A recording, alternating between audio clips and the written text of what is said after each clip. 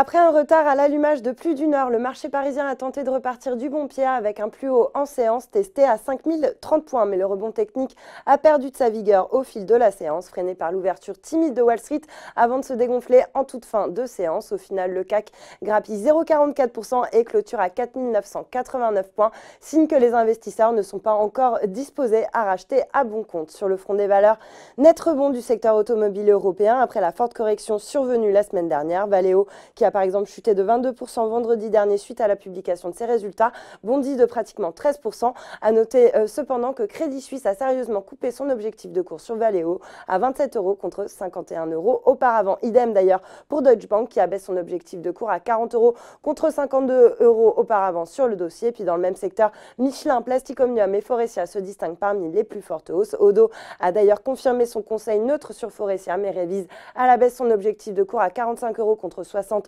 auparavant. Sans le E, l'absence de visibilité et l'acquisition de Clarion, dont il doute de la pertinence stratégique, ne semble pas plaider en faveur d'une révision à la hausse de l'objectif de cours. Altran poursuit sa remontada avec un cours qui progresse de 34% en seulement 3 séances, un accueil positif en bourse lié à l'annonce d'une croissance organique de 10,4% grâce notamment aux bonnes performances du marché allemand et américain. Dans le même secteur, Atos profite de rachats à bon compte. Le secteur des semi-conducteurs qui a été chahuté la semaine dernière remontait également la pente. C'est notamment le cas de STMicroelectronics et de Soitec. GTT de son côté gagne 4,23% à 66,60 € sur fond de commentaires positifs de la part d'Odo qui confirme son avis à achat sur le titre suite à la confirmation de ses résultats annuels et révise à la hausse son objectif de cours qui passe de 60 à 70 €. Enfin, SEB, sanctionné vendredi dernier pour avoir révisé en baisse ses objectifs annuels, ne parvient toujours pas à remonter la pente.